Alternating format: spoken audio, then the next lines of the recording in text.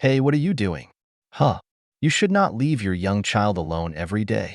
I reported it. You're really the worst. Late at night, after overtime, my neighbor suddenly yelled at me. I had no idea what he was talking about. I don't have any children. My name is Anastasia, a 35-year-old nurse. I've been married to my husband, Maverick, for 2 years. We met at a mixer. He approached me aggressively, and I ended up dating him because of his enthusiasm. He was very important to me and a really kind person. We started living together right after we started dating. He also took the initiative to do housework and even cooked for me. Since my job is irregular with night shifts, it's really helpful that he does the housework properly. I fell more and more in love with him as we dated. About a year after we started dating, he proposed to me, and we got married. I might cause you a lot of trouble, but I want to be with Anastasia forever. Please marry me, he said. Of course, I want to be with Maverick forever too, I replied, and so we got married. I was very happy to be married to my beloved. Since we were living together, our life didn't change much, but just being newlyweds made me feel excited every day. Wow, it's really nice. Just having a ring on your left ring finger makes you feel really happy, I said. Thank you, but I'm happy, so maybe that's why I have that aura, he replied. Wow, I need to get that aura, I thought. Hey, what are you doing? The junior was making a gesture as if she was receiving a ritual, scooping the air with both hands. Her movement was so funny that I almost spit out the coffee I was drinking. This workplace is very peaceful, and although the work is busy, there are many good people, so I can continue to work here. When I go home, I have a kind husband, so I am very happy. I'm home, I said. Oh, welcome back. Overtime again today? He asked. Yeah, I got really busy right before I left, I replied. I see. Thanks for your hard work. Dinner is ready, so warm it up and eat, he said. Wow, thank you. Today's chicken curry? I asked. Yeah, I'll go wash my hands right away, he said. My husband does the housework for me when I'm busy with work like this. When I'm tired and come home to a delicious meal, I can really do my best. I was very happy, and time flew by. 2 years had passed since we got married, and we were still a happy couple even after 2 years. One day, a new couple moved in next door to us in the apartment where we lived. They seemed to be a young couple, 7 or 8 years younger than me and my husband. They came to greet us on the day they moved in, and they seemed like a very nice couple. After that, I started greeting my neighbor when I went to work or took out the trash. I started chatting with his wife, and we built a good relationship. The couple next door was named Robinson, and the wife's name was Josephine. They seemed to be a working couple like us, living in an apartment to build their own home. They seemed to be saving money and planned to have enough funds in a few years. I thought it was amazing that they had a vision, even though they were young. A home of our own, I thought. I want to build one too, but I don't think I can save enough money. Actually, my husband works for a company with a pretty low salary. Although we both work, we are not rich. We were able to save a little bit, but if we let our guard down, we could easily go into the red. My husband seems to be working hard, but his salary doesn't seem to be going up. Even if he gets promoted, he won't make much because the company's salaries are low.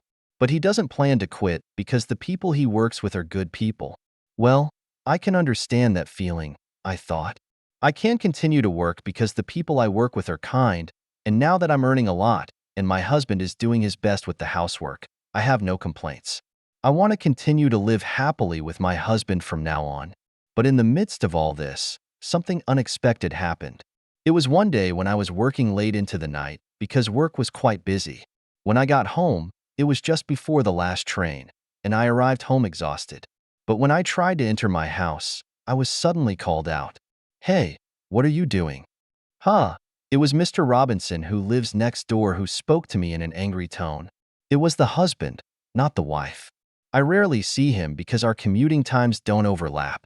I've only met him once when he came to greet me when he moved in. I don't even know when he goes to work. What's going on? Don't play dumb. It's about the child. Child, you're not leaving your young child alone every day. I reported it.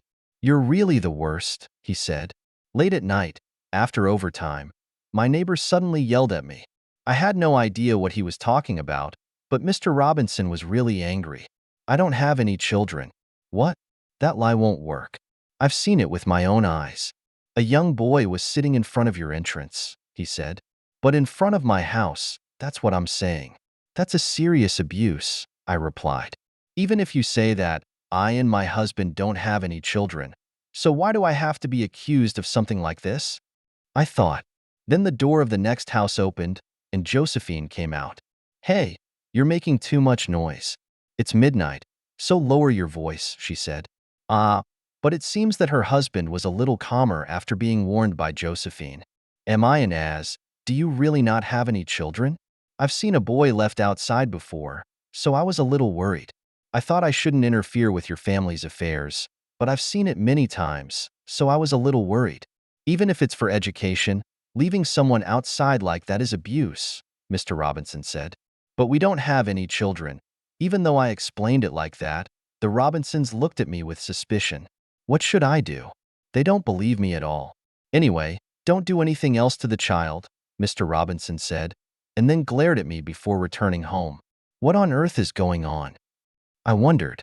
When I got home, my husband was just taking a shower. I could hear the sound of water running. I wanted to talk to him about what happened earlier, but he was in the bath and probably couldn't hear me. Oh well, welcome back. You were late, I said. Yeah, had to work overtime, he replied. I see. Thanks for your hard work, I said. My husband was drying his hair with a towel.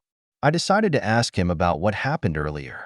Hey, so I got yelled at by our neighbor's husband with a really scary face, I said. What? Why? I don't really know. He was angry and said something about not leaving our child alone, I explained. Child? My husband looked puzzled. Yeah, he said he saw a small child sitting in front of our house a few times. Huh, what do you mean? We don't have any children. Yes, that's why I don't understand. Our siblings don't have children yet, either. So, whose child was sitting in front of our house? It's kind of scary to think that a stranger's child had been sitting in front of our house for so long, I said. Oh yeah, you're right. My husband seemed to realize how scary the situation was, and his face twitched. Moreover, we were suspected of child abuse by our neighbor. Why do we have to be misunderstood like this when we haven't done anything wrong? The next day, I had a day off, but the police and child welfare officials came to visit. Apparently, Mr. Robinson next door really did report us. I explained that we didn't have any children at first. They were suspicious, but eventually, the police and child welfare officials were convinced. The police came today? Huh. My husband was surprised that it had become such a big deal. Why do we have to go through this? I felt really bad. We were suspected of something we didn't do, and it made it difficult to live in this house. Recently, even when I encounter Josephine when I take out the trash in the morning, she only nods and doesn't talk to me.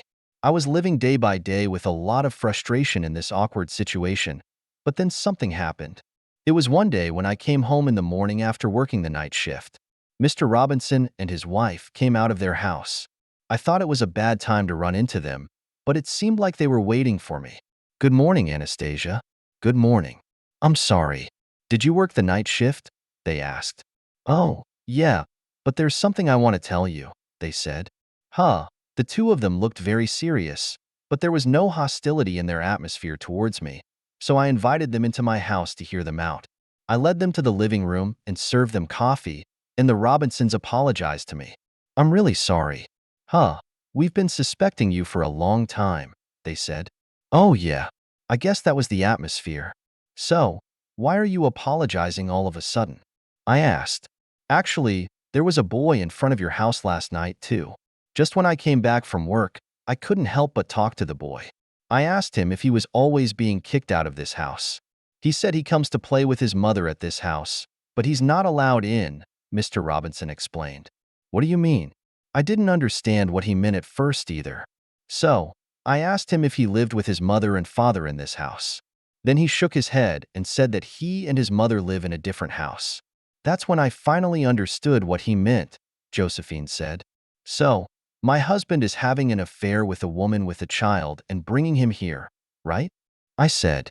When I said that, Josephine nodded awkwardly. I'm really sorry for saying such terrible things. I was just being half-hearted about justice, and I ended up insulting you, she apologized. Her husband apologized again. Don't worry about it. I was a little surprised that the police were called, though. I'm really sorry.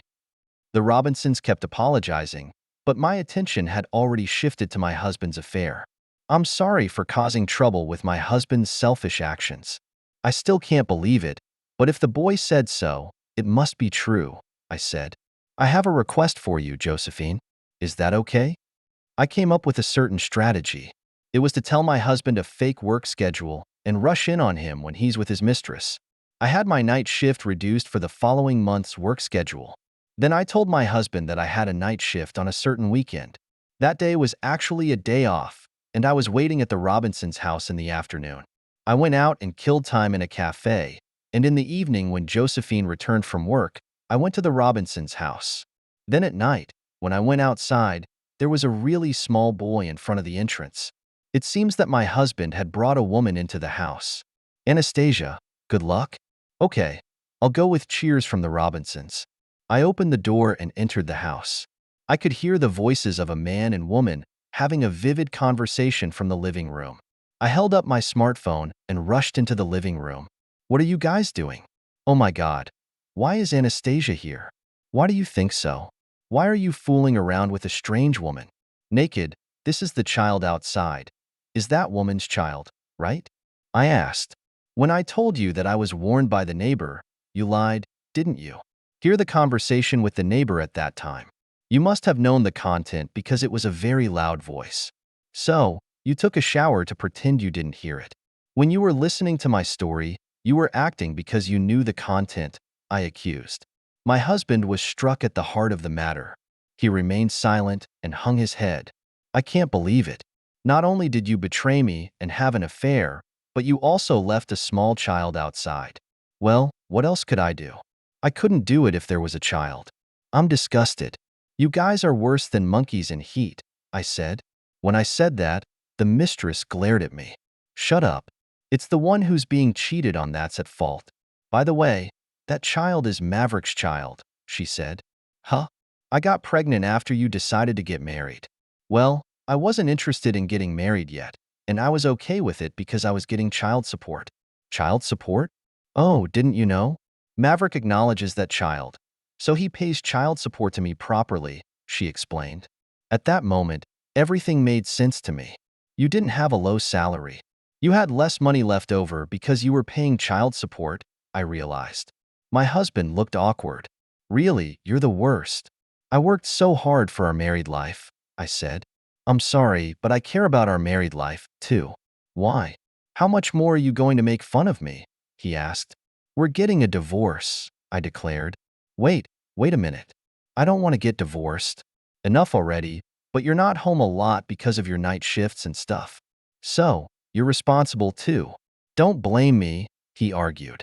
You brought the woman home conveniently, and can you say that in front of your mother? I said. Then the doorbell rang, and I let the person who came in the house. My parents-in-law. I had called them when I found out that my husband had brought his mistress home. Maverick, what are you doing? Mom and Dad, why are you here? We received a call. You're doing something that betrays Anastasia. You're a disgrace, they scolded. My husband was frightened by his parents' angry voices. The mistress was also trembling. Anastasia, I'm sorry for my stupid son. I'll make sure he gets a divorce and pays you compensation. I'm really sorry. Wait a minute, Mom and Dad. What are you doing? Shut up. You're going home with us to your parents' house right now. Don't embarrass Anastasia anymore in front of her. Saying that, my parents-in-law forcibly pulled my husband away, and at the same time, child welfare and the police arrived. This is the woman who left a small boy outside several times. It seems that the Robinsons had reported the mistress to the police and were pointing her out to the police when they arrived. What's going on? Why do the police need me? The mistress was taken to the police station. Seeing the mistress with a pale face, I felt a little relieved. With the help of my parents-in-law, I was able to divorce my husband without any problems. I also claimed compensation from my ex-husband and his mistress. It seems that the two had a relationship since the time when my ex-husband and I were dating, and they had met many times. friends and such relationships, even after we got married. I was shocked that I had married such a terrible man, but I was glad that I was able to break up with him before I got pregnant. If the father was such a terrible man, the child who was born would have been pitiful. The boy who was sitting in front of my house was said to have been taken in by my parents-in-law and raised. The mistress will never be able to see the child again, and my ex-husband will not be able to return home because my parents-in-law have cut ties with him. It seems that my ex-husband's actions were discovered at work, and he was demoted with a pay cut. Since the president was a family man, my ex-husband's actions were definitely out of line. Since he had to pay child support and compensation in a low-paying job, my ex-husband was in a situation where he had to live a poor life. Of course, I decided to move. I didn't want to live in an apartment that had become a scene of adultery. Now I live alone in an apartment for singles and enjoy a comfortable life. I still have a good relationship with the Robinsons. And 2 years later, they built their own home and invited me to their house. Then they invited me to home parties, and I started dating a man I met there. He is Josephine's husband's boss, the same age as me, and we get along very well. He is said to be highly trusted by his subordinates, and he is a very kind and wonderful person. I don't know if we'll get married yet, but I enjoy dating him, and my private and work life are fulfilling. So, I hope to continue this kind of life. How was this story? Please subscribe to the channel. See you in the next video.